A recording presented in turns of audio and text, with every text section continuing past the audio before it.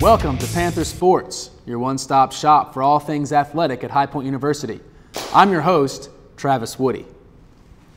The High Point University men's basketball team traveled to the beach last Thursday to face the Chanticleers of Coastal Carolina. A full team effort by the Panthers proved to be just enough to pull off the victory. Senior Shay Shine led 4 Panthers, scoring in double figures with 22 points. Freshman Devontae Wallace scored 16 points. Senior Nick Barber scored 14, and junior Corey Law notched his 6th double-double of the season by scoring 11 points and grabbing 11 rebounds. High Point held an 8-point lead at halftime, and the Panthers would never relinquish it. The 70-65 victory marks the first time since the 2008-2009 season that High Point won back-to-back Big South road games. It was also the first time the Panthers beat Coastal Carolina on the road since January of 2007. 2 days later, the Panthers traveled down the coast in hopes to win their 4th game in the last 5 with a victory over the Buccaneers of Charleston Southern University. Senior Nick Barber led the Panthers in scoring with 21 points, eclipsing 2,000 for his career. A late game rally by High Point cut a 13-point deficit down to 1 in the last minute of the game, but the Buccaneers held on to beat the Panthers 70-67. Barber sunk 6 three-pointers, adding to his High Point University record of 296 career three-point buckets. Barber is 3rd all times in High Point University men's basketball history in scoring, behind Eugene Little and Arizona Reed. The loss sent High Point to 6-10 in Big South Conference play. After losing their top spot in the Big South Conference with losses to Radford University and Liberty University, the Lady Panthers traveled to Bowie's Creek, North Carolina, to face the Fighting Camels of Campbell University. Despite having 2 players with 20 or more points, High Point just could not handle the hot shooting they encountered from the Camels. Laura Witt led the Lady Panthers with a career-high 21 points, and Cheyenne Parker finished with 20 of her own. But Campbell shot 77.8% in the first half of the contest, giving them a 19-point lead at halftime. The Lady Panthers slowly trimmed away at the lead, but were unable to get any closer than 12 in the second half. The Camels would go on to win the game 89-68. The Panthers' loss is their 3rd straight defeat, making their conference record now 9-3. The Lady Panthers are back at it again on February 18th at Charleston Southern University. When we return, we will see how High Point University women's lacrosse team made a difference in one young person's life. We'll be right back. Welcome to my block party. Glad you can make it. The only triple doubles you get come with fries. Last time you blocked someone, you were online. I can do this all day. Your moves are just gay. Using gay to mean dumb or stupid, not cool. Not cool. Not in my house, not anywhere. It's not creative, it's offensive to gay people. And you're better than that. At High Point University, every student receives an extraordinary education in an inspiring environment with caring people. Our focus is on holistic education, on experiential learning, and on values-based living.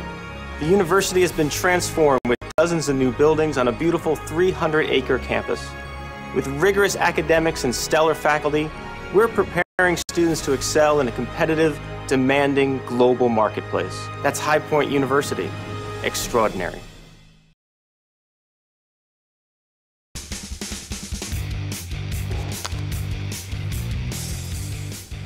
Welcome back to Panther Sports. High Point University's women's lacrosse team proved in their first season that they are very talented on the field. But as you'll see, their influence reaches beyond the painted lines of Vert Stadium. Take a look.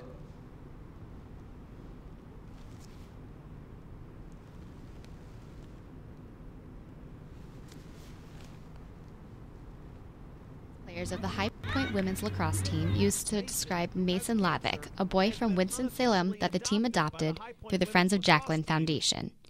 Friends of Jacqueline pairs children with pediatric brain tumors with a college athletic team to form special bonds, companionship, and to improve the quality of their life and that of their family. The first year of adoption with Mason, we didn't have a team here, so it was just myself and my assistant coach, Whitney Michael. So we spent a lot of time with Mason. We spent a lot of time with other teams. We got to know Mason and his family before our team got here.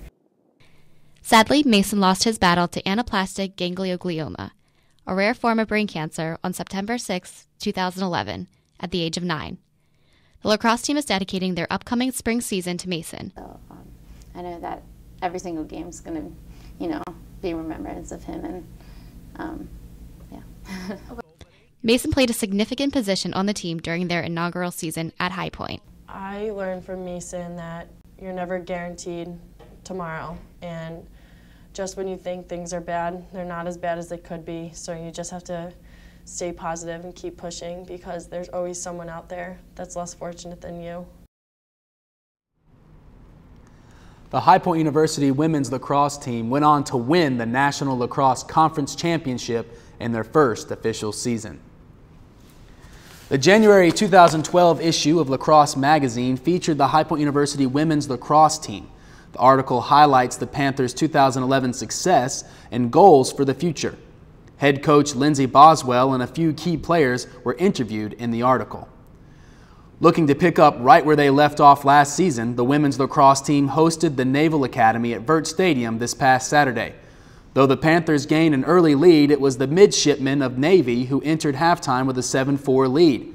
But thanks to some clutch goals by sophomore midfielder Christy Dougherty, High Point battled their way back into the lead with just over 4 minutes left in the game. The Lady Panthers outscored Navy 7-3 during the second half and held the midshipmen scoreless for the final 15 minutes of play to secure the win. Dougherty led the High Point Panthers with 3 goals, while Alexis Goldman, Chelsea Thompson, and Heather Ziccarelli all contributed 2 goals in the 11-10 High Point victory. Freshman Julia Burns had 5 saves to earn her first win in the net for High Point University. We're going to take a quick break, but when we come back, you'll learn how you can send one player from the men's basketball team to a national dunk contest. Don't go anywhere. Welcome to my block party. Glad you can make it. The only triple doubles you get come with fries. Last time you blocked someone, you were online. I can do this all day. Your moves are just gay. Using gay to mean dumb or stupid, not cool. Not cool. Not at my house, not anywhere. It's not creative, it's offensive to gay people. And you're better than that.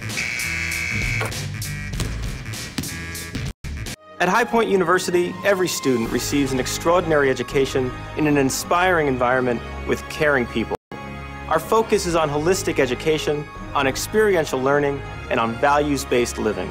The university has been transformed with dozens of new buildings on a beautiful 300-acre campus. With rigorous academics and stellar faculty, we're preparing students to excel in a competitive, demanding global marketplace. That's High Point University. Extraordinary.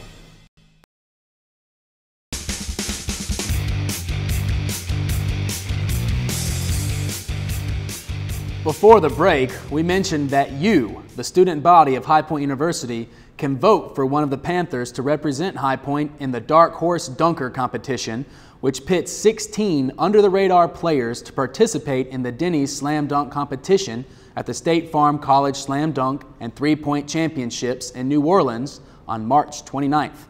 Senior Shay Shine is best known for his thunderous dunk over UNC Asheville center DJ Cunningham on December 4th, 2010. Shine's dunk was featured as ESPN SportsCenter's #1 play on the weekly Top 10 list.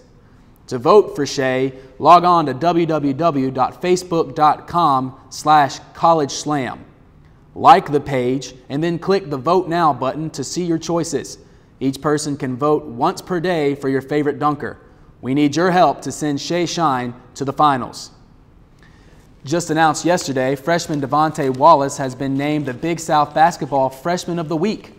Wallace has started the last 3 games for the Panthers while averaging 12 points. In the previous 23 games, Wallace averaged 3.3 points per game. Unfortunately, that's all the time we have for this week's edition of Panther Sports. Spring athletics are gearing up, so make sure to go out and support your High Point Panthers. And if you can't make it, just tune in next week to stay up to date on all Panther Sports. Good night.